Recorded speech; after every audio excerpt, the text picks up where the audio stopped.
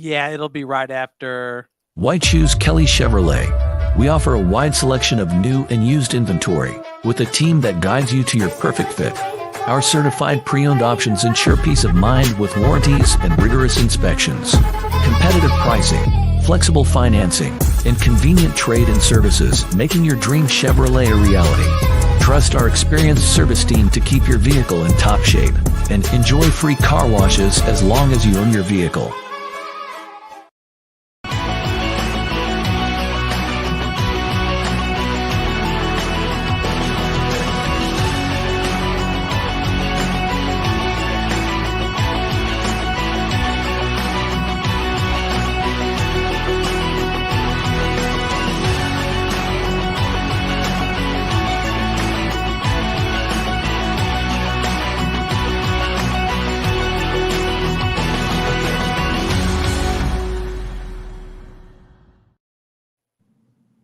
And welcome everybody to Around the Fort. Here we are in the cave. We're all over the place tonight in Northeast Indiana. I am Casey O'Boyle with Northeast Indiana Game Night, joined as always by Jeff Mahoney from Summit City Sports. Hello, Jeff. Hey, Casey. Hey, we made it happen. We got it up, so it's good to go. Yeah, sorry, folks. We're a few minutes behind schedule, but we'll get everybody back on track here. We have a special guest. We'll just go right into them. I'll introduce Jackson and Jake the Snake here after we cut Coach loose. Coach Monte Mawhorter from the West Noble Chargers. Coach, welcome to the program. Hey, thanks for having me. I love that Game Night Coach of the Week shirt you're sporting there. Yeah, I was thinking. Very nice. Very nice. Good karma there for sure. Yes, excellent. Well, you got a big one tomorrow night, so let's just dive right into it. Let's talk a little bit about 5-0 West Noble hosting 5-0 Garrett and what this means to the community up there. Oh, I think this will be one of the biggest games we've had up here for a long time. We got the new facilities. There'll be a lot of people coming out looking for that. Hope the weather holds off and we're able to have a real good show on both sides there. Well, I was going to ask you if we do have any weather, hurricane-influenced weather, right? Maybe it gets a little wet. Who do you think that benefits more? I mean, you guys both want to run the ball. I don't know that really helps either of us or hurts either of us. I think the game will go on pretty much the same. Both teams throw the ball about the same amount of times. I think you'll just see the same game. It'll just maybe not be as many points being scored. Okay. Probably more turnovers though too, and that may make a huge difference. Right. How is the field conditions up there? And I mean, do you have any concerns at all? No, not up there. As far as the rain and stuff, that field drains really well. It's way up on a hill, and you can have a huge downpour, and it'll be fine within an hour. So. Yeah, folks, if you're now just tuning in, we got Coach Monte Mawhorter. If you have not seen a football game up there in Ligonier, that's a great place to go watch a football game. Like Coach said, it's up on a hill. Yes. And you got a new entrance that's gorgeous, and it's a great place. They put the letters up, so West Noble's across the entrance up there, and it's all lit up. It looks really cool right now. Oh, cool. Well, yeah, definitely get up and watch that game if you're not doing anything tomorrow night. Jeff, you got a question for Coach? Yeah, Coach, obviously returning a great running back in Seth Pruitt. Yep. And looking at Garrett, I mean, they are having one of the best seasons they've had in probably 10, 15 years. Right. And, they held Adams Central to their lowest rushing output on the season, just 105 yards in that week 1 battle. Yeah. What are you guys doing to really prepare for that and to make sure that Seth can get into a groove and get involved and have success in the offense early? Yeah, Seth's he's going to play as hard as he possibly can. You're going to have to tackle him. But I think maybe the key is going to be able to get some other people the ball. And we started working on some of that last couple of weeks. We've got a lot of kids besides Seth that can do damage to people. So moving the ball around to different people and getting it to them may be the key for us. It's being able to get Seth more yards too. And Coach, one of the guys that really jumps off in the stats right here is your quarterback who's taken over for Drew Yates, who had a great career over there at West Noble. Coach, did Drew go on to college to run track or? No, he got some offers, but he is working and paying and going to school on his own. So Excellent. Well, tell us about Trey Sisler because, man, he's really doing well this year, completing at a high percentage, close to 70% on the season. Yeah, Coach Moreno has done a great job of bringing him along because, he actually didn't get to play football last year. He was injured, missed the entire season. So this is his first exposure to this offense whatsoever, and he's still learning every day. But Coach Moreno's made it so his choices are limited, and he's able to make good throws, and he runs the offense really well. So, well, Coach, it seems like year in and year out, you guys can run the football really well, and that starts with great offensive line play and great backs that you guys have had. But do you feel like there's anything special or different that you guys do up there that attributes to the great run game? You have to commit to it. You have to make sure that you can run the ball. And it hasn't hurt that we've had Pruitts here for the last number of years. That makes you a lot better. So, our offensive linemen buy in. They do really well. Our offensive line coach, Wyatt Tuggle, played at St. Francis on the offensive line. He brought a lot of that information and their techniques. And I think the kids just really have a lot of confidence in what we're doing. Yeah, Coach, this is Casey again. Jackson, I don't know if you can zoom in. Coach, did you see the cover of Game Night this week by chance? I have not yet. Okay. Well, last year, you might recall, Glenn Marini at Wayne had a little locker room chat of yours where you were a little fired up that I think the Lakeland Lakers were on the cover. Well, that's not going to be the case this year. So you got something else to worry about. There's a good shot of Seth Pruitt and a couple of your big hunkies. Right. Bulletin board material the other way. Yeah, I'm not sure I wanted that material going to the Garrett side either. So, well, it's a catch-22, isn't it? I mean, talking about the media, you want the coverage, you appreciate the coverage, but sometimes I guess let's talk about that. How do you, you're getting some attention. How do you guard against that, Coach, in terms of keeping the kids grounded? Up to this week, I'm not sure that we've gotten the attention that we deserved. But, and you're right. Once you get it, it is a different animal. So we have to somehow be able to get these kids to just maintain that level of, confidence, but not be overconfident and not think that things are going to be given to them. So, and I think we do a good job with that. Yeah, Coach, nobody's definitely sleeping on West Noble, not with returning Seth for a senior year. It might just be that we're so used to you winning at such a high clip, but that wasn't always the case at West Noble. I've been around long enough to see everybody in the conference go over, so it happens to everybody. Well, just talk about that a little bit. How were you able to build up this program to a perennial winner like it is now? Because it almost seemed like you had to kind of start from scratch. Yeah, you know what? And we've had good teams in the past and had to follow them up, but there's just a really good group of kids coming through. And I attribute a lot of that even to our middle school coaches. They do an amazing job with those kids and bringing them in. The other part of it is the number of middle schoolers that are coming into the weight room and stuff in the off season. And, they're just kind of indoctrinated early, and we've been able to play a lot of young kids coming over. I mean, we've started freshmen the last couple of years that have contributed a ton. Yeah, Coach. I'm sorry. Go ahead, Jeff. Casey. Well, I just wanted to go back to Seth because obviously this is a season that people are keeping an eye out on. He's currently at 3,889 yards. His brother holds the record with 4,299 yards. Yeah. Any conversation amongst like boosters or even in the locker room about this record and how it could fall? No, being that they're brothers, I think they rib each other a little bit, but Seth's not the kind of kid that's that big deal to him. He's really here just to have success for the team. He really likes winning.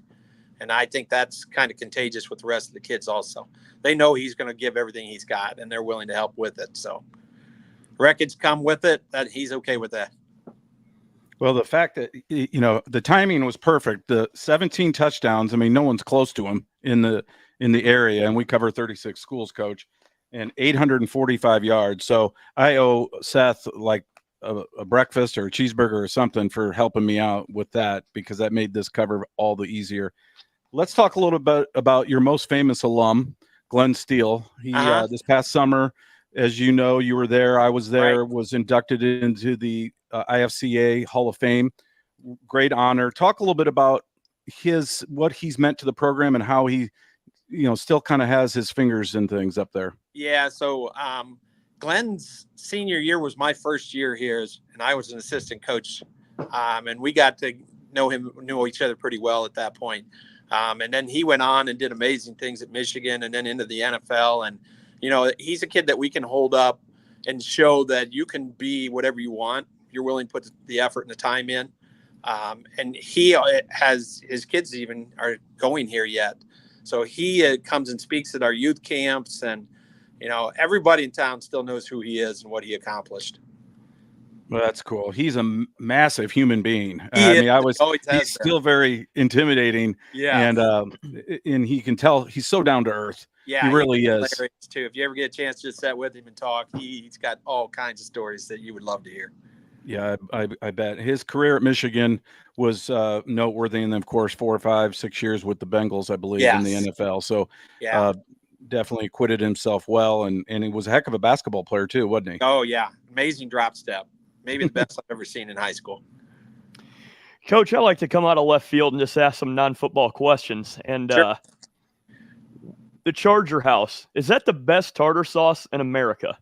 That very well could be. I haven't seen any polls or anything on it, but there's not anything that I've found that's close. So I don't know what they put in that stuff, but you guys have a restaurant up there. You love the small town football because everybody's got their restaurant, and I'm sure for you guys it's the Charger House. Yes, it always has been. Love it. It is the place that people go, and if I want to figure out or hear what I did wrong on Friday, Saturday morning is a great time to go up there. Heck yeah. Coach, let's talk just a little bit more about tomorrow night. We've got 6 or 7 minutes left before we cut you loose. Without giving away any trade secrets, it is no secret what Garrett wants to do offensively. Calder Hefty is the man. Yep.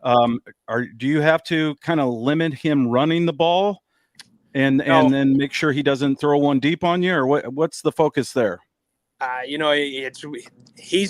has done an amazing job with this group of kids, being able to make them hard to just pinpoint and take one thing away. We're just going to have to step up and play defense like we have been and get everybody involved and get people the football as much as we possibly can. They've got a really good wide receiver and the Skelly kid. They've got their quarterback can hurt you with his feet or his arm. And then you have the big offensive line and big fullback just comes through and pounds you over and over and over again. So it's going to be a fun night if you're playing defense. So is it like looking in the mirror a little bit when you watch Garrett on film? Yeah, a little bit in that, I think that they have just overpowered people. So we're going to have to put our big boy pants on and play this game up front. And I think probably whoever wins the line of scrimmage is probably the team that's going to be the team that puts the most points up. So I think you're right. Well, and Coach, when I saw this cover right here, I'm not sure if you can see it, but you got two big offensive linemen there. The first thing I thought was, man, Wyatt Tuggle's going to love that picture right there. Yeah. But can you just tell us a little bit about these two big guys that are paving the way for Drew this season?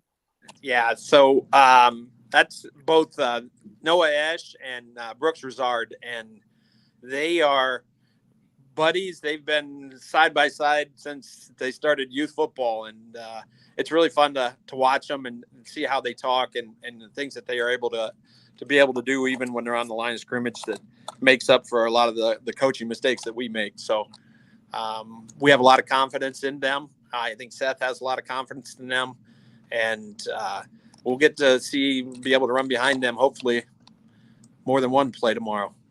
Do the Yates family, do they hold a pasta party every Thursday for the guys? They could. They probably have enough of them themselves. We almost gave their dad the MVP last year with all three of those kids, but they're good football players, and they know the game really well, and it's really helpful having those kids. I know on the defensive side, they make all the recognitions, make all the calls, and one's the middle linebacker, one's the safety, and they've got everything covered. So, yeah, I thought I saw that. Yeah, I thought I saw that leading the team in tackles. Coach, one of your young players from a year ago that was really turning some heads was Mikhail Bottles. He's now a junior for you. Yes. Can line up at receiver, is a good blocker, great defender. Can you talk about his progression from his sophomore year to his junior year? Is Is he taking more of a leadership role with the team? Yeah, and there are people, we put a lot of stock in him being able to do his job, and with that, we're able to do some other things at other places, knowing that he's going to take care of that, his side of the ball. And a lot of people don't run at him because of that. I mean, he's on that's a strong side. And Jordan Ash is on the other end, and he's probably leading us in tackles for loss and sacks, mainly for that reason, because they run away from him. But he is an ultra-talented kid that can do a lot of things, and you can use him in a lot of different places. He could run the ball. He can catch the ball.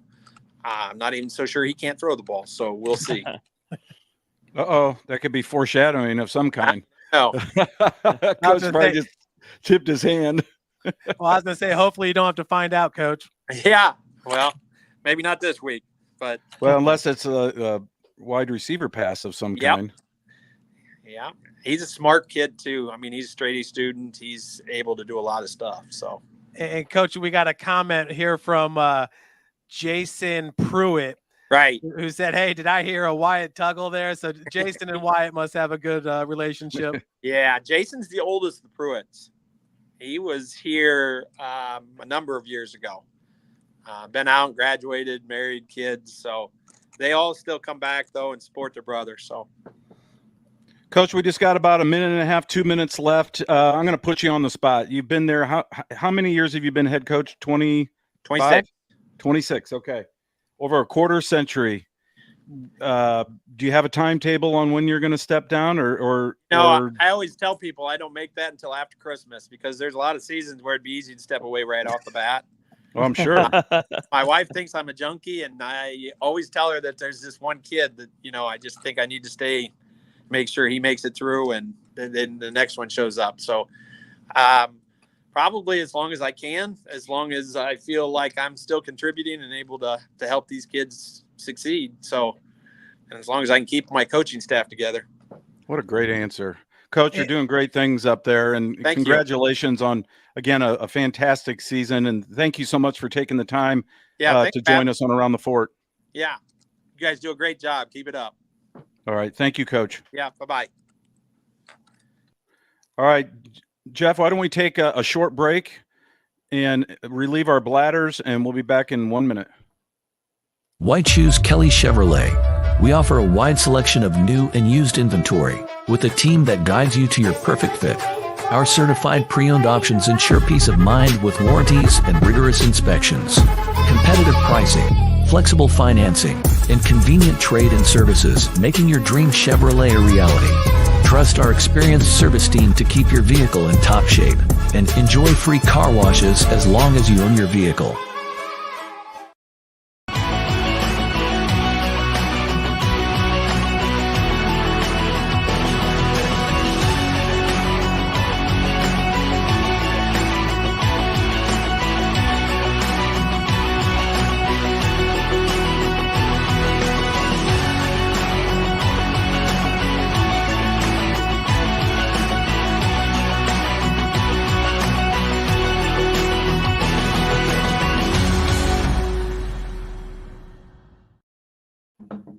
Welcome back, everybody.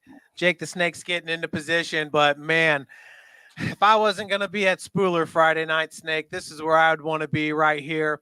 One of the things that I didn't get a chance to talk to Coach Mawhorter about is, if you look at their past couple seasons, they're always getting knocked out by Knox in the postseason, and West Noble's still looking for a sectional championship. And this year, there's no Knox in the sectional, but you do have Garrett, you do have Lakeland, you do have Concordia, which are all really strong teams. Tippy Valley, all of them would be hard outs, but pretty exciting year. And I think that this could be the year that they get that done. He was talking about those big offensive linemen that are also leading the way on defense. You got an athlete like Mikhail Bottles. Snake, I know that you've seen him on Twitter, but he goes about 6'2", 215. I mean, he looks really, really good out there in a football uniform. He absolutely does. Definitely a whole package player. And the one thing that's depressing about this game is, as exciting as it is for both sides, somebody has to lose. And for West Noble, like you said, you'd love to see them finish with perfection and top that off with a sectional title. But then on Coach DePue's side, it's like, man, this is the best season they've had in 10 or 15 years. So somebody has to lose this game, unfortunately, but I do think it's going to be a war.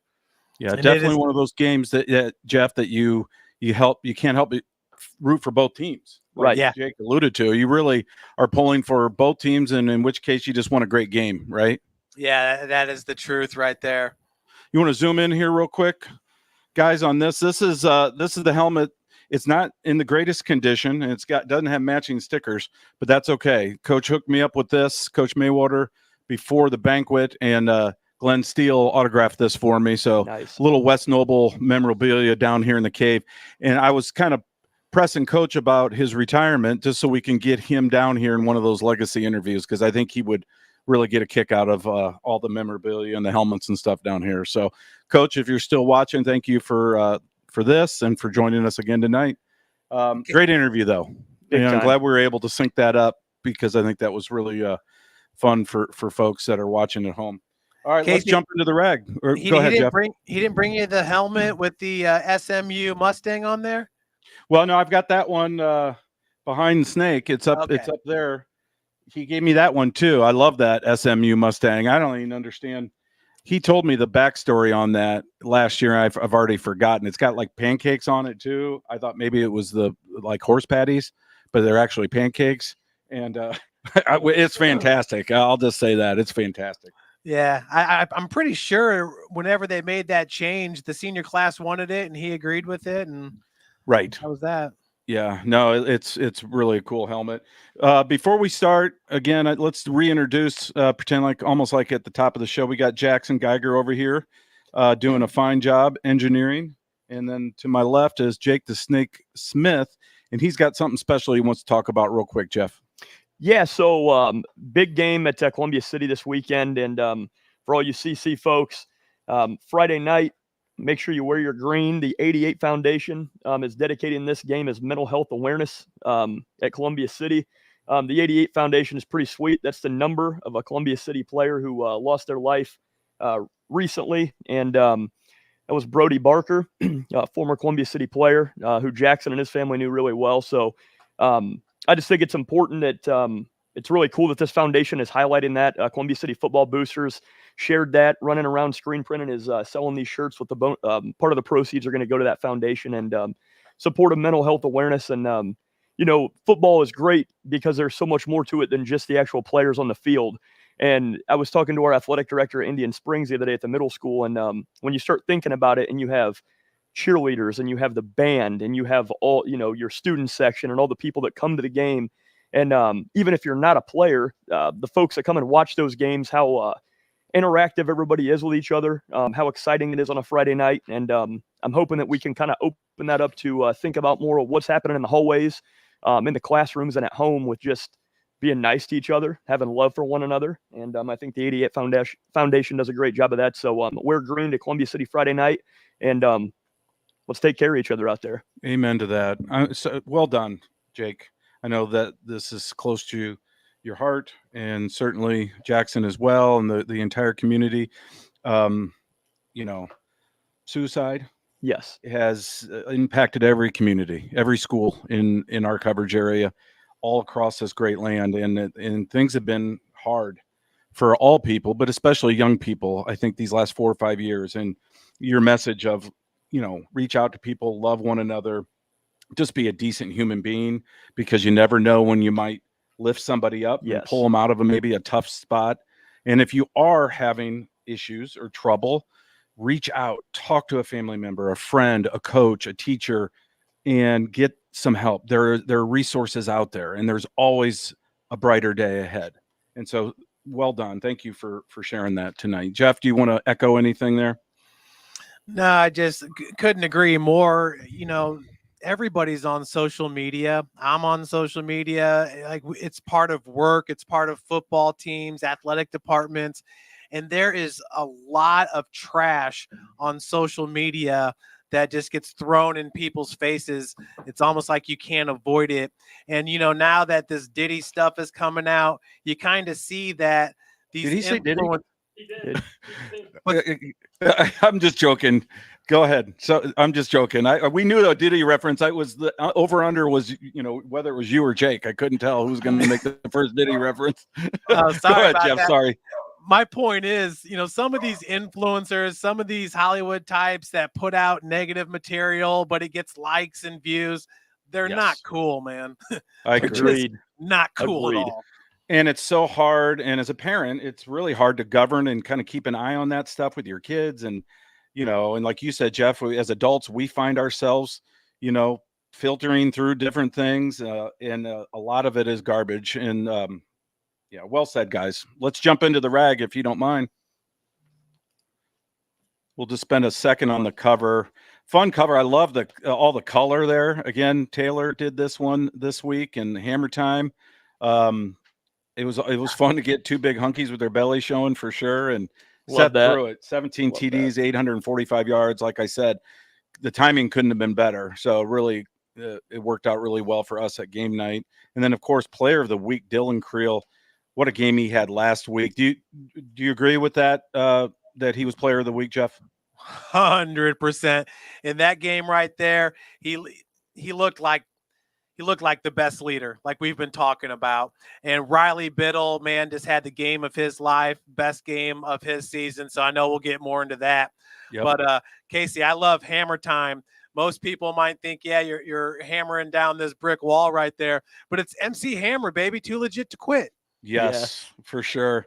Again, a little old school there, but a fun cover. I love all the colors there, and Seth Pruitt, certainly a deserving kid. Not a D1 type, but what a great high school football player he's been, and the kind of representative up there in Ligonier that they're so proud of. That entire family, the Pruitt family, and he's gunning for big brother Brandon. He's coming for you, Brandon, and he's already blown away the touchdown record. So insane numbers. Yeah, it's going to be a fantastic game. We'll break that down here in a minute when we get to the center spread. Let's jump into the first game. Jeff and Jake, you guys are going to – I'm sorry. Right there, real quick. Let's take a quick – I got to salute my guys at BD. This is a small senior class by Bishop Dwenger standards, but I think a still very cohesive, good, talented bunch. A lot of great kids. I coached a good chunk of those kids at St. Charles, including tall number 70 there in the middle, who I love dearly. And then this is their homecoming at Bishop Dwenger, so it was a good week to kind of put them in there. And then below is the play of the week against Bishop Dwenger. I'm sure they don't appreciate this reminder. The pick 6 last week with Kane Nancaro. What a great name that is. Cool name. Junior defensive back. He broke on the ball beautifully, picked it off, took it 71 yards to the house. I thought that was the Peter Franklin Jeweler sparkling play of the week, and got a picture of that from John Martin. So thank you, Jeff. All right, you guys take it away. Carroll at Wayne. Who wants to go first? Go ahead, Jeff. Well, you got to be excited over there at Wayne. I'm not going to lie. I might have mentioned it back in June, but Harold Mack got put in at quarterback. And you know what? He may not look like a prototypical thrower with perfect motion and everything, but make no mistake about it, he is an absolute gamer. Is it going to be enough to beat Carroll? I don't think so, but it adds a fun new wrinkle, and you never know. This game last year was very, very close at Carroll. Yeah, 17-10. Carroll won, but I think Wayne outgained the Chargers by over 120 yards a year ago. They dominated the game. They took Jimmy football completely out of the game plan. Snake, what are your thoughts? Yeah, you're totally right about that, Jeff. And you start thinking about Coach Haydock, and the mad scientist starts getting his beakers out and coming up with this offensive stuff. Like, it's so true. It's so true, because we've talked about how many different offensive formations will this man line up in throughout the season, and it's week to week. I don't understand how anybody can teach as many different formations and plays in a season as they do. And the personnel shifts. Totally. Like he looks at his quarterback and says, okay, you're a tight end now. And that kid has a 63. Trey Dillard had a 63-yard catch and touchdown reception from Harold Mack. And Jeff, you guys had a great clip on Summit City Sports where he trucked a Southside defender and went down the sideline. And you sit there and think, there's part of me that thinks it's so true. The mad scientist, Sherwood Haydock, right? Mid-season, none of this should surprise us. But by the same token, you're almost like, okay, why didn't you do this back in August? Right? But that's what I love about Sherwood. He's the best. Yeah, and I think that that's going to translate to the game. I will say, just my opinion, I think this is a game where you're going to see Coach Poppy, the offensive coordinating of Carroll's offense. I think if I'm him, I'm going to pick on Kamar Nelson, and that sounds like, how is that possible? I'm going to start looking at the RPO game at him a little bit and focus on he is going to destroy everything on defense. So how can I use my skill players to keep the ball away from him and make him chase me instead of getting on the front end? Because if he gets his hands on you, Kamar, he's taking down everybody. And Jake, I was thinking, because Jimmy, once again, leading the team in rushing, and to be able to do that against Snyder was impressive, to say the least. A 30-6 victory for the Chargers. But, in this game right here, I'm thinking, who do you spy Jimmy with? Because you absolutely have to. He's their number one rusher, and he's got a cannon for an arm. But as we know, Wayne's defensive backfield is the type of backfield that can go man against this great collection of receivers. So if it's not Kamar Nelson, so he's freed up to roam sideline to sideline, is there somebody else on that defense that maybe they could mirror him with? Well, I'm gonna jump in here, Jeff. I think it's Jacob Sharon. Ooh, he's back in the mix. And I think he would be a great candidate to say, all right, number 8 over there, he doesn't beat us tonight. Somebody else does. You go where he goes. And if the pocket collapses or if he starts rolling out, go get him. Yeah, I think I like that. And Jeff makes a good point there, because you don't want to say waste Kamar, but that's the best word I can think of. You can't waste him as a spy. He has to be playing the entire field, getting treacherous, read and react at the line of scrimmage at the point of attack. So I think that'd be great. You got to get a spy on Jimmy football for sure. And Jacob Sharon is one of those guys that can play third level or second level. So Casey, I think that's fantastic, because Sharon's got the kind of speed that could match Jimmy's speed. I mean, Jimmy's speed and aggressiveness too. He'll come up and hit you. He had a really good year last year on defense, and he is healthy, 100% healthy, and he's back in the mix. So if you haven't thought of that already, I'd like full credit for that. Okay. All right, let's get to the next one. I will say this, Casey. If you're Sherwood Haydock and you get Trey Dillard to come out and you look at him and you're thinking, Cam Newton, all these different things, why not try? Yeah, for sure. And I think he probably promised that kid, hey, we're going to give you every opportunity to be our QB. And he did. And for whatever reason, it just didn't. Their offense was stagnant, and they thought, hey, let's make a switch here. And it worked out last week. So let's see if it can carry over to tomorrow night. All right, the next one, Jake and I are going to tackle Homestead at Snyder. Snake, why don't you start? What are your thoughts about this one? Well, I like what Homestead has been doing this year.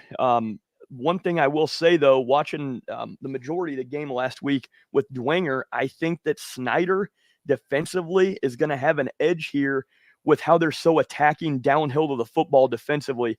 Dwenger was able to get some late linebacker blitz action in there, and they were really able to attack the line of scrimmage really, really hard. And honestly, if Dwenger could have had a little bit more success offensively with a couple less turnovers, Dwenger definitely could have won that game. I mean, to be 3 points over Bishop Dwenger as Homestead going into the Snyder game. I think Snyder's ticked off. I'm pretty sure I read something somewhere. Maybe it was game night. I don't think they've lost back-to-back SAC games in a good while. So I think Snyder's going to come correct defensively. Offensively, they've gotten a little bit better too, starting to put points up on the board. Yeah, maybe not so much against Carroll, but prior couple of games to that, I think Snyder's defense is just going to be a little bit too much to handle. Well, I do too, but they got exposed a little bit last week, and by a quarterback that can throw and run, and Homestead's got a quarterback that can throw and run in Michael White. And let's not forget, a year ago, Jake, Homestead won this game 23-20. And this was Snyder coming off an upset win with the 2 pick sixes from Brandon Logan against Carroll the week before. So, but I kind of tend to agree with you. I think Carroll's coaches probably had those players' attention this week after losing 30-6. They weren't in that game at all. Right. And their offense, I mean, we talk about a few of the schools here locally that are struggling offensively. Right now, Snyder's one of those schools. And I still go back to that big win in week 2 against East Noble. I believe it was 35-10. That's looking even more impressive now that East Noble is doing what they've done since. So it's really shaping up to be an interesting year. I think last week most of us would agree Carroll's got to be the team on top of the mountain, and then Swami has them at the top of the Swami scale on the back page. And but yeah, Snyder, they've got some things to figure out offensively. They've got a relatively young and inexperienced offensive line, all juniors with the exception of Ethan Leal. If you just go down just a hair, Jeff, we'll show a nice picture of Ethan. He's the only senior on that offensive line. That's pretty rare out at Snyder, don't you think, Jeff? I mean, traditionally, they always have a ton of seniors and usually a lot of big guys on the offensive line. Yeah, I mean, yeah, normally they're really deep. And we say that every single year, their offensive line's not going to be as good than last year. Dotson and Wilson had a great season. But you're right. I mean, they really did not return a whole lot of guys outside of Sawyer Tittman and stuff that had good experience. But, you look at this game and it's really evenly matched with these two teams. And whoever holds on to the ball, doesn't turn that ball over, will have the advantage. But I think this is definitely within a 7-point game. I agree. I do think, too, one thing on the Homestead side, after watching that game film, Coach Skelton will be able to adjust some of the pass protections to better simulate what Dwenger was able to do, and hopefully they can thwart that against Snyder a little bit. Yeah, and real quick here, guys, I loved how the pages lined up in game night this week, where you've got Cale Swager, a senior receiver for Homestead, and Ethan Pierre Lewis in lockdown position on him. Nicely done. That was kind of a fun little art thing I wanted to point out in this week's issue. And for the record, I did get the green light that Michael White will play. He left last week's game. 2 years in a row, Dwenger knocked him out of the game, and I'm not sure if it was concussion protocol or what. So I don't want to speculate, but I know he left and did not come back. But I got clearance Wednesday, that he is going to play.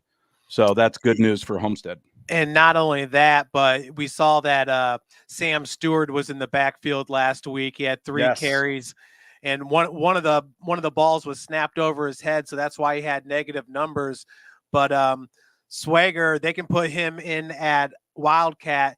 And I'm hearing, Casey, he's legit 4-4. That's why Purdue jumped all over him. Steward, you mean, yeah. Right. And you're right, Jeff. And I'm glad you brought that up because I meant to mention that tonight. They only ran it a few times, like you said. They could have done it 4 or 5. Dwenger didn't have an answer for it. And as far as a ground threat, that I think Homestead's best opportunity. Every time they went to that Wildcat, he gashed them for 7, 8, 9 yards, with the exception of the snap over his head. So good call out there. I expect to see more of that tomorrow night. And you talk about Snyder's line maybe being a little bit light this year. You can say the exact same thing for Homestead. Yes, for sure. Not a typical Homestead line, but they're gritty and tough, and they'll get after it. All right, this next one, Jeff, you and I are going to tackle it. Northside at Lures. Man, think back to last year's game and all the emotion. 30-28 victory for Bishop Lures. And I felt like this was kind of the game that kind of springboarded the Knights toward their great run, which culminated in a 2A state championship. What are your thoughts about this one, Jeff? Well, a game that I would love to be at, no doubt about it. But with Bishop Lures, I mean, sooner or later, they are going to have to go to the air. I mean, they're going to have to make it a priority. And I don't think, and maybe that's something to where Kyle doesn't want to show anybody anything if he doesn't need to. I mean, Concordia was undermanned. Belschner, I believe, is still hurt for the Cadets. And so they didn't need to pass the ball at all. Devin Patterson, 3 of 8 with 1 interception. Jace White looks like he was 1 of 2. But Daria Williams, once again, getting it done on the ground, rushing for 233 yards. Mm-hmm. And this seems about right around the time that Leslie Woodson is going to be healthy and back in the lineup for Northside. So I know Coach Johnson was thinking sometime around week 5 or week 6, if they got him, that's certainly going to help. But I'm telling you, man, we still have not seen the best Lures team, and I don't see anybody in the SAC beating them. Maybe Homestead in week 9. Well, I think the folks in gold helmets might have something to say about that. I think Dwenger's defense will match up just fine against Lures, truthfully.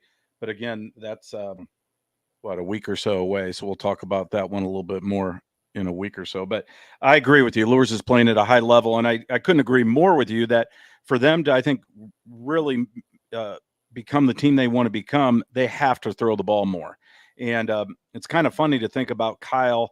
He's kind of turning into his dad with the run first stuff. I mean, his dad used to run all the time. And as Kyle got more and more involved in the offensive play calling with his dad as head coach, we started seeing the Bishop Lures offense, I think, blossom a little bit more in terms of the passing game. And so, but Kyle, again, a former QB himself, he's kind of morphed into his father of those early Lures teams in the 80s and early 90s, where run first. And you mentioned Daria Williams, again, a finalist for Player of the Week again, just putting up really quietly good numbers week after week after week. But yeah, there's just too many athletes on that offense for them not to, I think, evolve with their aerial game. So that's something to keep an eye on. On the flip side, Northside, man, I'm still waiting for Northside to play their best game.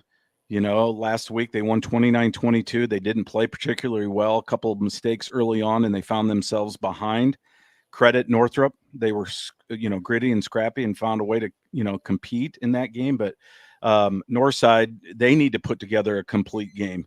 And you can't help but wonder, is this the week that maybe the legends rise up and go out to Lures Field and come away with a dub? They've got the talent to do it. Yeah, Northside, I mean, seems like so far their best game has been in week 1, that 32-20 win over Northridge. And Yep. Casey, going back to Bishop Lures, when you're combined as a team, 2 touchdown passes and 4 interceptions through 5 weeks. So maybe Kyle's just saying right there that, he's gonna give the ball to the people he can trust the most. Right. And maybe just not ready for it yet to blossom. And as we've said, sometimes if you have 2 QBs, you have no QBs.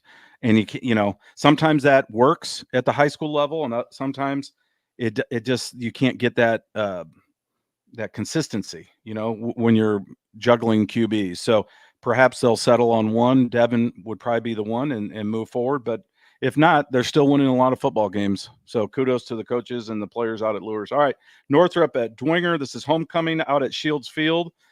Snake and I are going to tackle this one. Jake, do you want to start with it? Sure. I think this is a really interesting matchup, especially getting to watch some good amount of Dwinger tape from last week. Really, really, really impressed with their defense.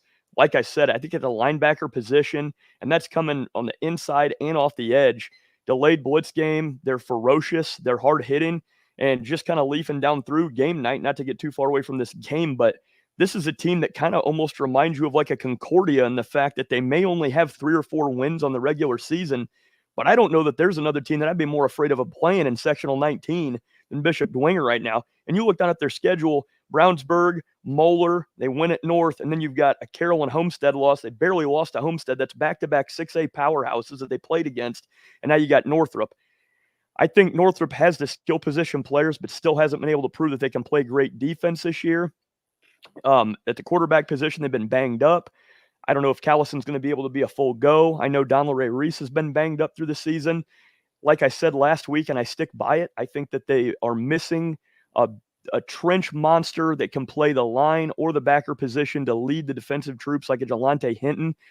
They just need some guys to step up, and I think they've got too much skill to not be lighting up the scoreboard more than they are. But I think the Dwinger defense is going to come correct in this game and just get after them.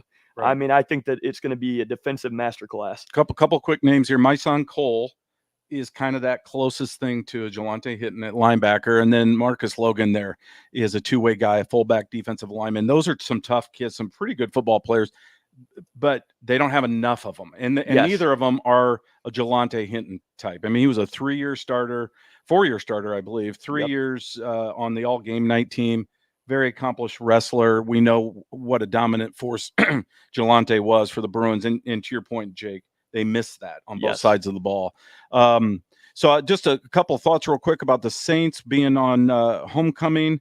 Should have a big crowd out there at Shields Field. I know they're going to have, I can't spoil. I think you guys might have heard a little bit of it upstairs over dinner. We had some pizza, Jeff, without you from B. Antonio's, but I don't want this to slip out in case it's supposed to be a surprise, but I think there could be a uniform, an exciting uniform situation for the Saints. I'll just keep it at that and let it unveil itself. But I also know that Akeem the Dream, I like to call him, Kelsaw, the offensive coordinator, is back on the staff. The last week, something happened. I don't know all the details. I don't care to know the details.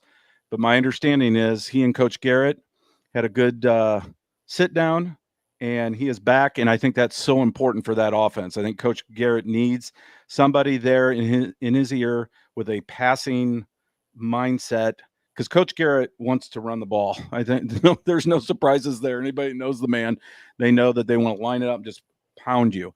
They don't have the personnel to do that this year, especially against this schedule. And so I wouldn't be surprised at all if we saw some wrinkles offensively with the passing game, and then also some typical traditional running of the football. So probably a little bit of both, if I had to guess. So another fun one. Get out and watch this one. Something to keep an eye on. Let's get to the next one. Thank you, Jeff. All three of us are going to talk a little bit about this one. We had Coach Monte Mawhorter on from West Noble. I believe this is the first time that West Noble and Garrett have been our hot ticket. So a pretty neat thing for both of those communities. Both are 5-0. And like we said at the top of the show, you can't help but root for both of them. Jeff, I'll let you start. What are your thoughts on this one? Just like you said earlier, you just love both of these teams. When you look at what Coach Depew had to go through a couple of years ago, and then, gradually getting that team better and better to where they are right now, looking like, man, they could make a run in 3A. And then with West Noble, kind of the same thing, to where that staff is so great. Coach Mawhorter, his son, we're talking about Wyatt Tuggle. You go to a football practice there, every single coach walks up to you and wants to tell you something or just shoot the breeze. But, man, you feel like now that Knox is out of that sectional, Seth's a senior, he's got people around him, really, really good players, that this would be their year. But honestly, they're going to feel each other out, because I'm thinking these two teams will probably see each other in sectional as well. Yeah, I think you're right. I mean, and it's, you don't want to say look ahead game necessarily, but West Noble, let's not forget, is at Lakeland next week. And Lakeland is more than capable. And it's a totally different preparation, going from Garrett to Lakeland. So I'm sure Coach Mawhorter is like, Casey, why are you even bringing that up? We got to focus on the Railroaders, and indeed they do. But if they're, win or lose, next week's game at Lakeland is going to be another money game for the big division in the Northeast Corner Conference. Jake, your thoughts? I just don't know that there's a more evenly matched game as this. I mean, and it checks all the boxes for just good county football. Both teams, obviously, like most county teams, will lean on the run first, but both can pass efficiently. Defensively, like-minded. I think both these coaches have a lot of similarities in their thought process. You would think that Pruitt's going to kind of be maybe the edge, but don't sleep on a Cinderella story. I mean, when you're 5-0 and you haven't been that way, it kind of takes me back to Jackson's 2022 year at Columbia City, where some of those games that maybe we should have lost, those kids are fired up and they're tenacious and they're more focused than they probably have ever been. And no better game for a game of the week. That's going to be a good one. Well, and a lot of times, and I'll turn this to you, Jeff, a lot of times for my money, when I'm looking at teams that are evenly matched, I'll look at quarterback play. Who's got more experience? Who's, maybe, a better leader, maybe, has been through the rigors of the war, so to speak. That guy would be Calder Hefty. He's a 3-year starter, and he is a beast. I mean, Jeff, you commented last week on his muscles on our big tag of the week. And so, but he plays defense too, and he expends a lot of energy on that side of the ball. And against somebody like Seth Pruitt, could that factor in? Is he not close? Is he not 100% Calder Hefty, that is, at the end of the game to make those game-changing plays? I don't know. And that's no disrespect to the Schisler kid, who's a junior and having a great season out at West Noble. I could see a kid like Mikhail Bottles contributing in this game, or Parker Skelly, the receiver out at Garrett. To me, they're going to load up the box on both sides of the ball, and it's going to be maybe a home run, a throw over a top, that decides this game. That's exactly what it is. Whoever has the most success in the passing game probably comes out the winner. Good call. And hopefully Mother Nature cooperates. I've seen about 7 different forecasts from 7 different local meteorologists. I need that job. I mean, am I right? I mean, it's just ridiculous. If you can hit at a 33% rate, You're fine. a winner. Yeah, you're getting a raise for that. You'll keep your job. I mean, I see most of these people on the news at night, and I just sit there and shake my head. I don't get me started, Jeff. Don't get me started. All But right. I do want to look at this real quick though. Yes. Seth Pruitt, he's ran for over 100 yards in every single game this year. Only had 100 on the dime last week, but they're playing Fairfield and they didn't need him to run too much. So will Garrett be able to hold him under 100? Right. And I think an X factor here could be Cameron Rubel. There's a great shot of him by Doug Blackwell there in the middle of the center spread, a nice cutout that my designer Jess did for this week's issue. I think a great picture. He's such a hard-nosed, again, that prototypical Garrett fullback that Chris DePue, going back to his East Noble days, let's just belly dive, test the middle of the opposing team's defense, and then that will set up Calder Hefty on the perimeter on some bootlegs and certainly the possibility of throwing the ball downfield. So if they can keep him curtailed and under wraps so he doesn't get any 10, 15, 20-yard runs up the middle, I think that'll be a key for West Noble's defense. Yeah, you look at Rubel's body type, he's somewhere in between a Caden Hinkle and a Dylan Krell. Yeah, he is.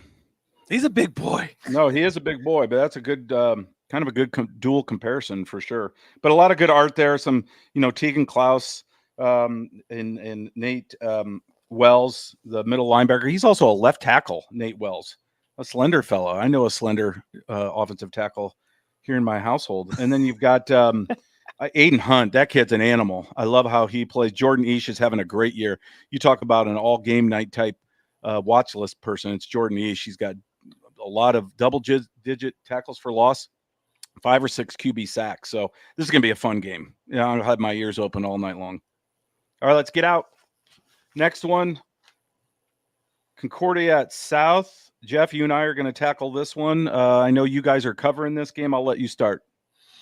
Yeah, this, talk about evenly matched games. This one could be a real good one over there at Southside. And we've seen some good games at Southside this year. Unfortunately, coming up a little bit short, 27-21 to open the season against Marion. But, Concordia still just the depth's not there. And obviously you could say that about both teams. But I feel like Southside heading into this one, their key players are maybe a little bit more healthy than some of the key players for Concordia. I like the Archers to win this game, but I definitely think it's going to be close. And I don't see either team putting up a whole lot of points. Maybe, we won't go with the spread. We'll do that towards the end. Well, last year, I don't know if you mentioned this or not, Jeff. I was flipping around my pages. Southside won this game 35-6. I mean, they dominated. Again, this Concordia team finished 0-10, played a lot of young kids, and they really took their lumps. This right now, this Concordia team at this very moment reminds me a little bit of last year's team. Just way too many turnovers and mistakes at critical moments. They've got to rebound, and this is the kind of game for them to kind of turn their season around. I believe they have to have. They've got to find a way to go out to Southside and take care of business. And I think Victor Sawyer is the key. They want to throw the ball, but again, what's the old cliche or the old adage that Woody Hayes said? You throw the ball, two things or 3 things happen, and 2 of them are bad. Yeah, it's the truth. It's exactly the truth. Right. It's some schools, especially in high school, Concordia needs to get back to just kind of running the ball if they can with Victor Sawyer. And I think if he has a big game somewhere in the neighborhood of 100 to 125 yards, I think the Cadets control the line of scrimmage and find a way to win this game. But I do believe it would be an upset based on the matchup from a year ago. Yeah, I would agree. I would agree with that. And just real quick, looking at Sawyer on the season, a season high of 109 yards rushing against Eastbrook. So he can certainly do it. Yes. Get well soon, TJ Snow from Southside. I think that's going to be an issue for them on the boundary. But I will say for South, just on that, I think they will be able to run the ball, and they should lean on that. Totally agree. Totally agree. And I think Southside is a fun story. I mean, this is Coach Goodwell's lone victory was last year against Concordia. We really like Coach Goody and want the best for him. They're still playing a ton of young guys. KJ Alexander, nice picture of him, the young QB there. Javon Irby, only 22 yards last week on 10 carries. That's not going to get it done this week against Concordia. He's their best player, make no mistake. They need to get him his touches. And if you have to throw the ball out to the flat to get him the ball, so be it. But he's got to have big numbers, I think, tomorrow night for the Archers to find the win column. Yeah, Okay. and also maybe if they can get Timberlake Johnson more involved in the offense, that could be a big boost for the Archers. Yeah, JT's definitely. We know what he did last year with all the interceptions at safety. I agree. That was in this game. Yeah, that was this game, and he needs to be more involved offensively. I totally agree. All right, let's spend. Why don't you give us 2 minutes on the clock here, and we'll talk briefly about Churubusco at Fremont. Snake, I'm going to let you do most of the talking here. Well, I will say kudos to Coach Sade and his program and his assistant coaches to be able to take lumps from the big division schools early and still keep these guys on track. This is an NECC small school division championship. They're 2 games away from with a win at Fremont and against Central Noble. They're not sleeping on these guys. The Eagles are not. Well, the Busco Eagles are not. There was a game that Fremont had won at Park Tudor. There's also the win that they got at Central Noble 12-11, quite a barn burner Last week. Last week. Yep. So, but with that, the good thing that Busco's got going on for him is, I think Angelo Anicelli is going to be pretty healthy for this. If they get their quarterback back in, that's going to get Weston Ott back to a good spot where he can truly be a tight end. I will say this is going to be good for Busco going back to the under center Delaware wing versus how they're usually more in gun just because of the misdirection. Yes. I think the edge goes to Busco, and I will say though they're not sleeping on Fremont. Well, Fremont's a great story too. I mean, Coach Trevor Thomas. We haven't done a lot with Fremont through the years, Jeff. I mean, with game night, we kind of just expanded a few years ago to add the NECC, and let's be honest, they haven't had a lot of success up at Fremont, but 2-3 right now. Both these teams have won 2 games after starting 0-3. And man, when I see something like that, you have to tip your hat to the coaching staffs at both places saying, way to go, guys. You know, instead of, just mailing it in, no, getting these kids to believe, and then hats off to the kids on both those rosters too for finding a way to get a couple dubs and turn the season around to make this game meaningful. Yes. And it is meaningful, and it's up at Fremont. I think Churubusco has to be a prohibitive favorite.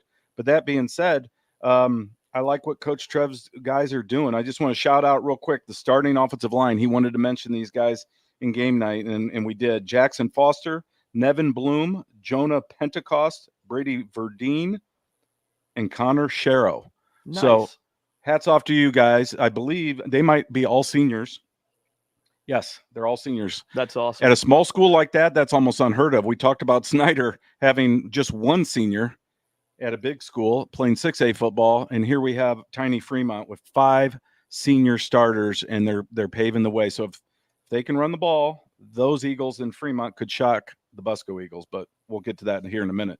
All right, next game, Adams Central at South Adams. Jeff, you and I are going to tackle this one. I'll let you go first. Yeah, it was a really good game. What was that, 3 years ago? And since then, Adams Central has just owned this rival. Last week against Heritage, Adams Central had no problem winning the game 33-14. And in that one, Braden Walter was able to go off receiving 5 catches, 115 yards, and a touchdown.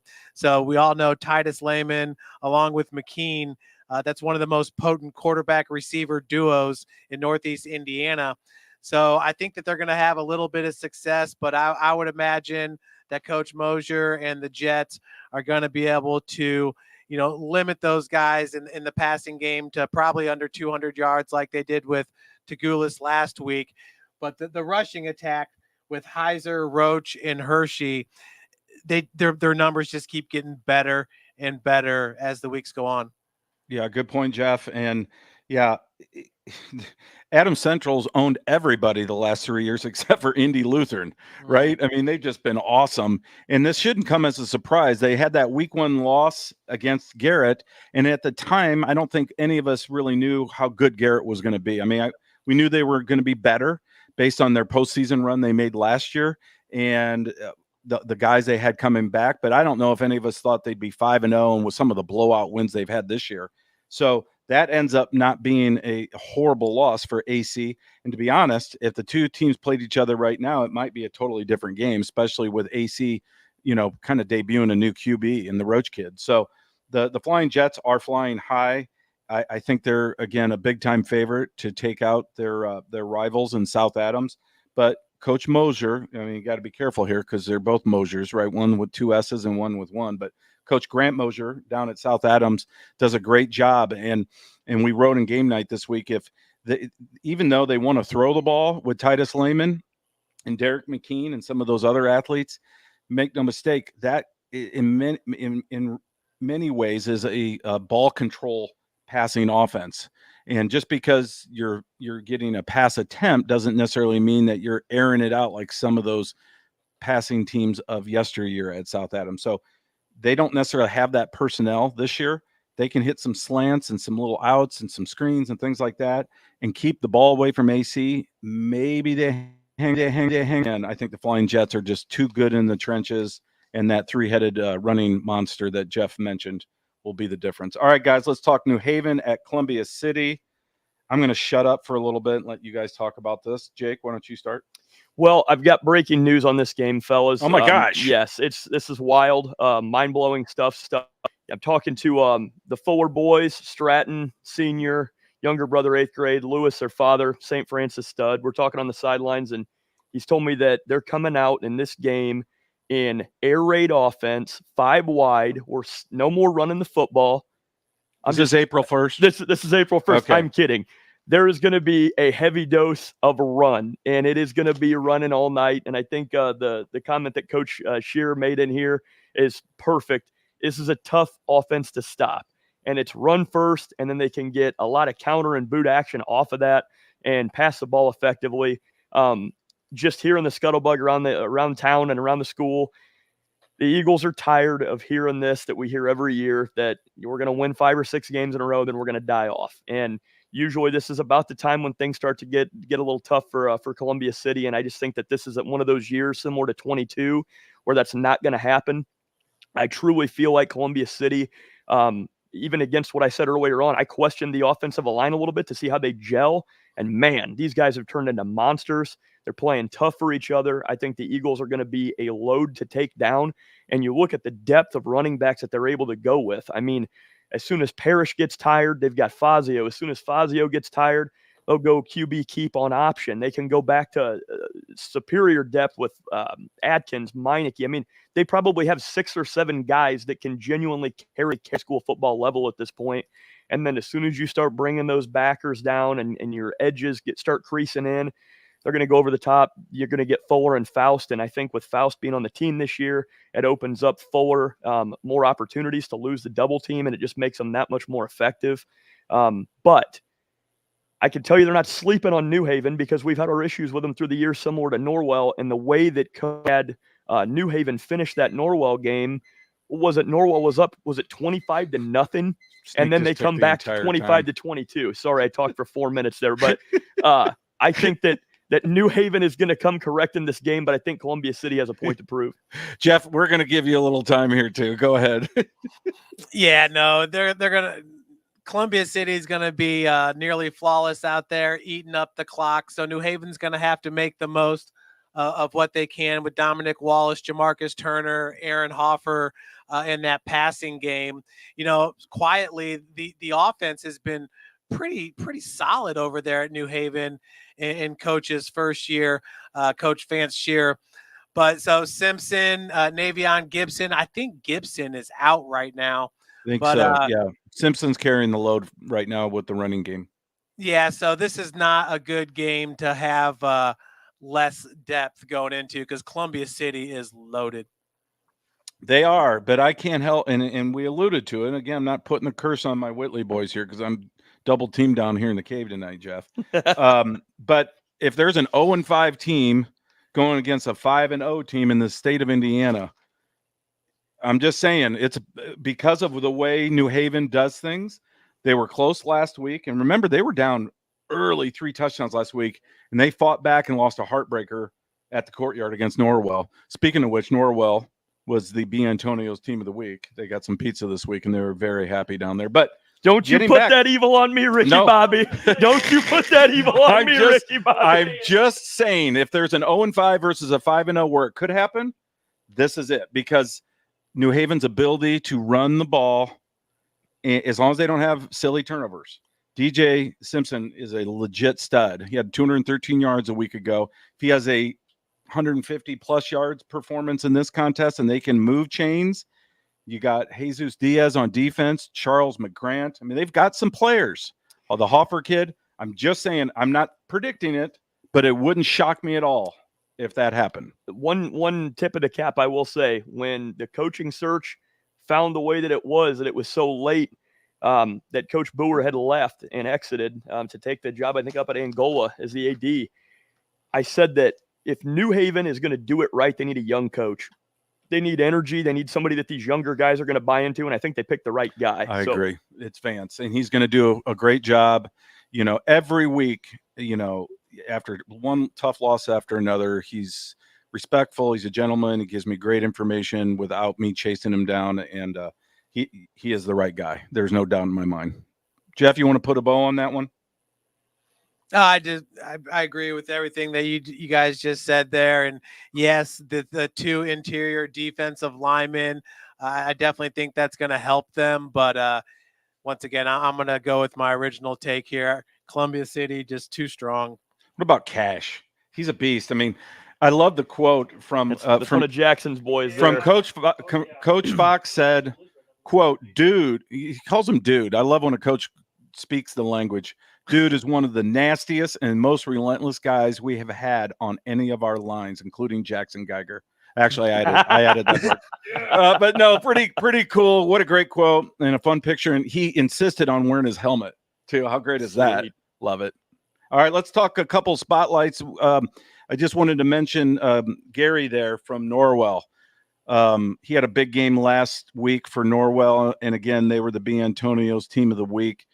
And a couple of our parochial schools, 3 of them actually there at the top. Michael Brow missed a couple games to start the season, 1 or 2, but he's back at center. Luke Harbor, tough kid, St. Vincent's kid from Bishop Dwinger. And then Ethan over at Concordia. And we'd be remiss if we didn't talk a little bit about Jordan Sell at the bottom. Great tat, if you can move down a little bit, Jeff, on Jordan. He had I think it might have been an ACL tear. But it was, I think, before the first game. It was like preseason. He was slated to be their starting tight end.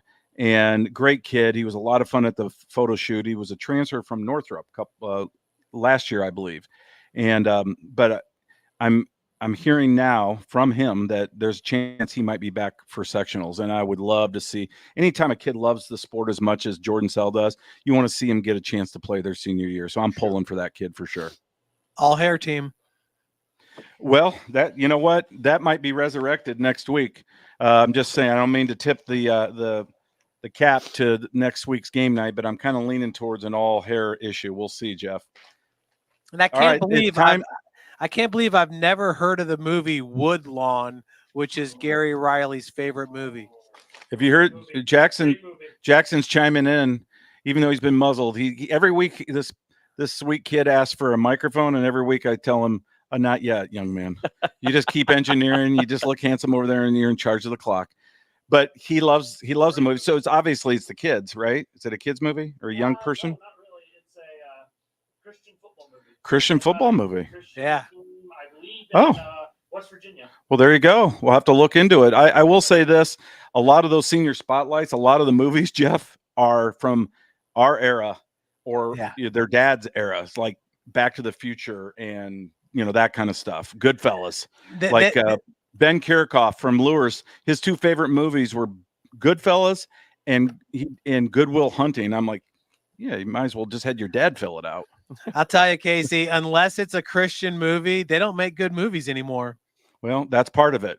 Hollywood went way too far to the left, and people have rejected it. And I haven't seen a movie, maybe 1 or 2 movies in the last 7, 8 years. So to your point, all right, let's turn this over to the Snake. Why don't you give us about 3 or 4 minutes, Jackson, on this, and Jake, you take it away. I know you were so pumped up when you got the green light to do a kicker. I'll tell you what, I'm going to start today bottom to top just because of the anticipation I have for this. So shout out to my boy, Coach Ty Lawson, East Noble running backs coach and traction AP coach. Was talking to him a little bit, and I always try to push the envelope with some guys that are kind of out on the boundary a little bit. And I know I've got a lot of love for Warsaw too. They're not a team that we cover a lot, but every year I like to try to get one Warsaw kid involved if I can. And talking to Coach Ty, I said, who's really that guy this year that I should look at some film on and really watch this kid? And he said, it's Robbie Strawn. And you start looking at this kid, whoo, this is, to me, they put him, he's a defensive back. They like him at corner. He could play a little bit of safety. If it's me, this is a true strong safety. Bob Sanders, rip your head off. This guy is nasty. Watch his film. He showcased a little bit after Ty had a great talk with him. I think he's going to showcase a little bit more, try to get down to the U of Indy mega camp. That's a name to watch. He exudes Warsaw football, hard hitter. And then going across, running back, Jake Thrash at Homestead, and he showed, these last couple of weeks what a good north and south runner does. What a great name too. Great name, Thrash. And I love the way that he sees the crease, and that kind of, as the gap opens up, your offensive line gets you just that little window, and it's how can you work through that window and gain inertia for that first point of contact if you can get to the second level, and that's where he's best at. I think the second half of the season for him is going to be key. And then going to the top, we have got our first kicker in the recruiting section. It is fantastic, and it could be no other than Bishop Dwinger's kicker, Lucas Nguyen. This kid is nasty. Big fan of a lot of the guys in the area. I think Alex Sprague and Mason Smythe at Warsaw and East Noble, respectively, are both studs. But I like Lucas just a little bit more. If you're in the know with kicking and punting and long snapping and all these things, if you're not a member of the Coles Kicking Academy, you need to be working on that. And he is a 4.5-star kicker graded by Coles nationally in the top 10. That is nothing to slouch at. All the best kickers that have come out of Warsaw have been Coles Academy kickers. The Mavis brothers that have recently been over there. Mason is a Coles kicker. But the great thing about him is he's very coachable. He does all the extra things on his own. And special teams coach over there, Coach Ellinger, actually had told me it's what he does extra that makes him so dominant, is that he's doing extra weight training. He's in track and field. He's doing things to gain power through the kick and understanding the tenacity that it takes for the long ball. And it shows because he has multiple kicks in camp of 70-plus yards with over 3.7 seconds of hang time recorded, which is pretty incredible. And when you're hitting field goals at 50-plus yards pretty consistently, that's remarkable. And then lastly, he's a directional kicker. And that's kind of what really is when you're, like I always say, that 5-tool baseball player. When you're in the kick game, being able to kick long is one thing, but being able to kick long with accuracy and directionality is another. And he has all the tools. He's got a lot of interest right now from MAC level schools. He went to the Notre Dame camp and finished first in his division, which is ridiculous. I think he's a Power 5 kicker. This is a Power 5 kicker. In my opinion. I think this is a full ride MAC player, or he's going to go on somewhere, a IU, a Purdue, a Northwestern. He has Big Ten kicking potential. He's going to stick with it. The offers are going to start piling. Jake, last week, couple stories here real quick. At halftime of the game against Homestead, he was drilling 52 and 53-yard kicks at halftime, not with extra steps, just his regular routine with at least 5 to 7 yards extra. I mean, I think he can kick a 60-yarder. And at the end of the game last week, they were darn near in field goal range after a punt by Homestead bounced backward onto their side of the 50. And if the Saints could have picked up one first down, I think he ties the game up, and who knows in overtime. But Jeff, you'll get a kick out of this. Over at St. V's last week, Caden and I were at Mass, and I've never met Lucas before. I've met his father a few times, but I've never met Lucas before. And this kid comes in, and I size him up a little bit, and he had, muscular legs. He was wearing shorts, which you shouldn't wear shorts to Mass, young man. But so he was there, and he came in, and he was by himself. And I looked over at Caden, and I go, "Is that Lucas?" And he nodded at me. So I told Jake when we decided to go with him for the feature this week, this kid's going to think it was divine intervention.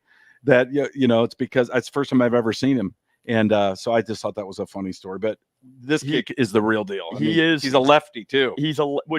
I'm a lefty. That's why I love it. He's the Catholic canon. That's what we're coining right now. I love the Catholic canon. And one last thing about him, canon law, they call it.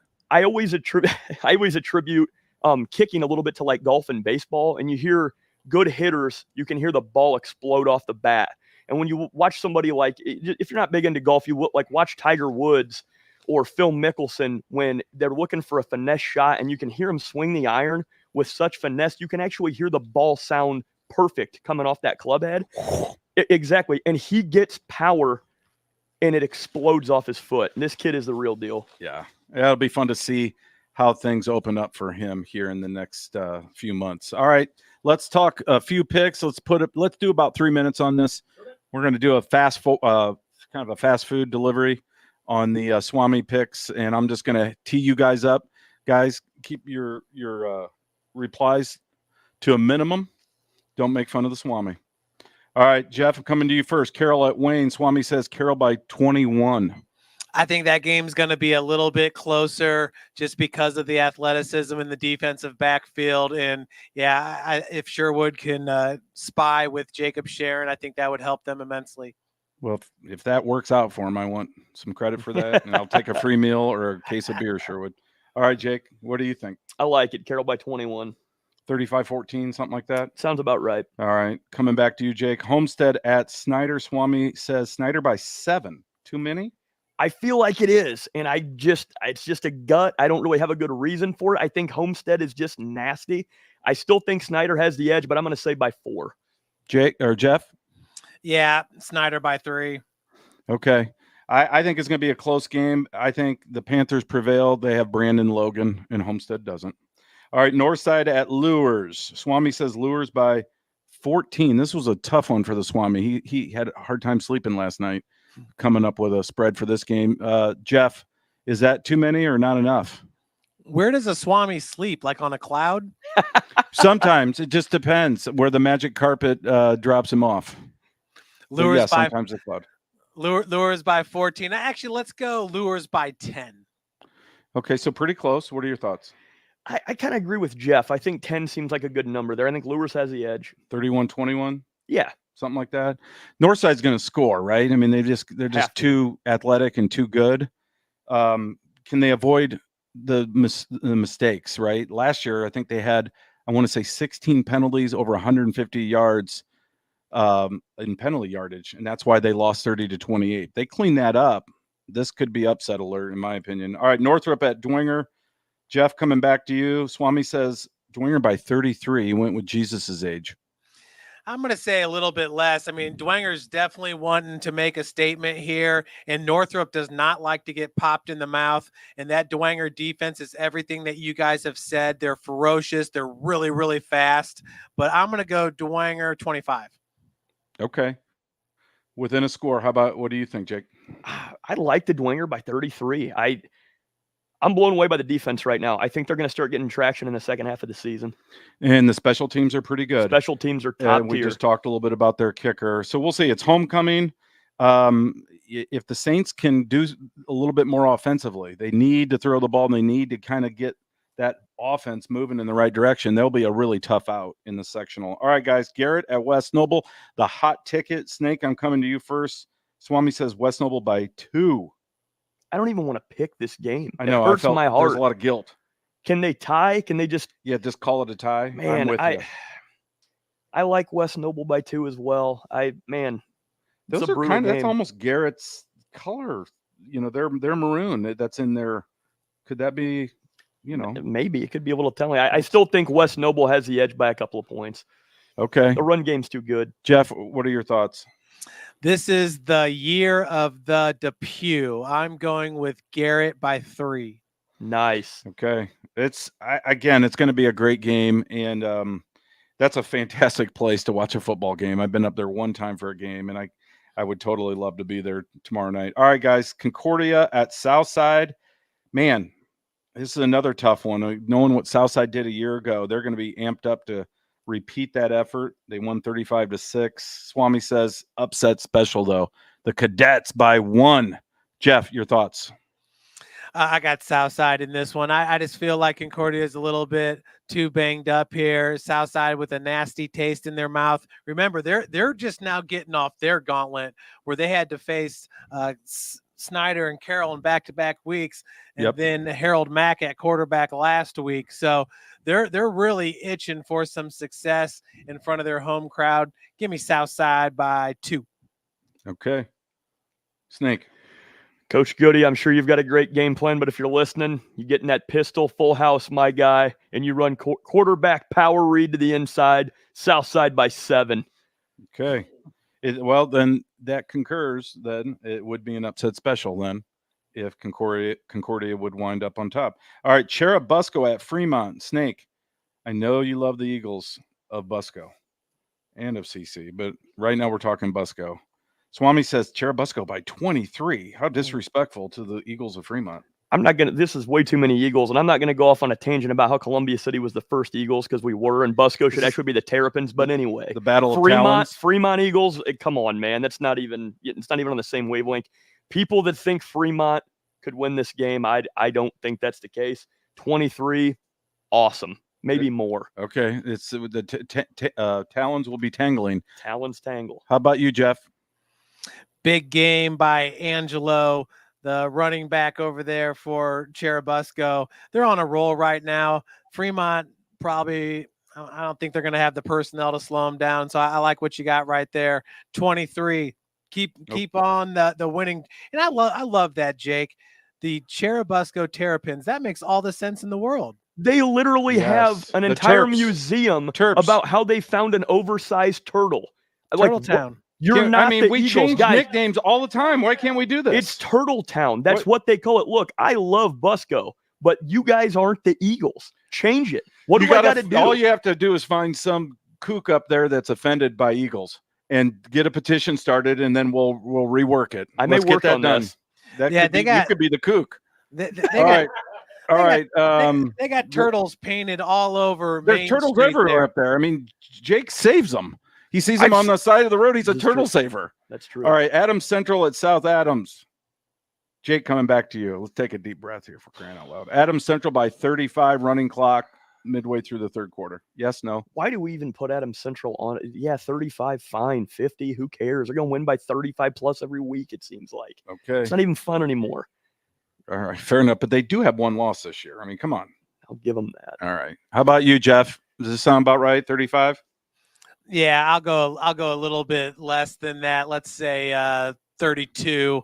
Couple big touchdown throws by the quarterback. Just stick it. You just poke it.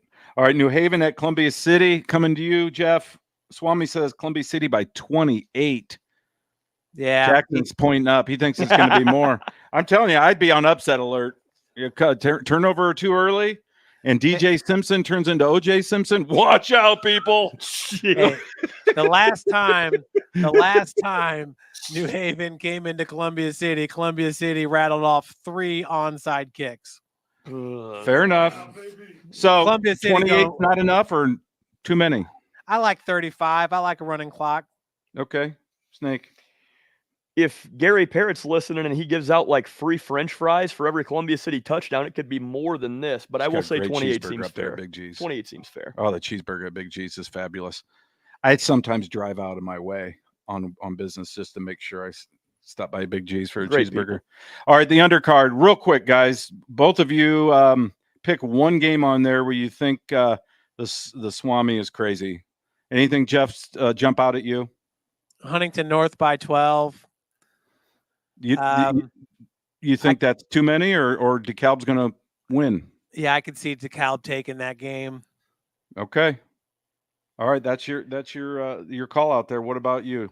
Got a wild one here. Heritage at Tipton. I've got a kid, one of Xander's good buddies that plays at Tipton at linebacker. Yeah, but Heritage is still going to win by 13. Okay. I don't have anything to offer here. Prairie Heights at Eastside. I suppose that last one, Swami says Eastside by 3. You know, do the Blazers bounce back? It feels like, man, 1-4 just doesn't seem like B-side football, does it? Does not. All right. Well, thank you so much. Jeff, do you have anything you want to add before we shut it down? Yeah, Alex Tittman right here wants to be a gun tester for his dream job.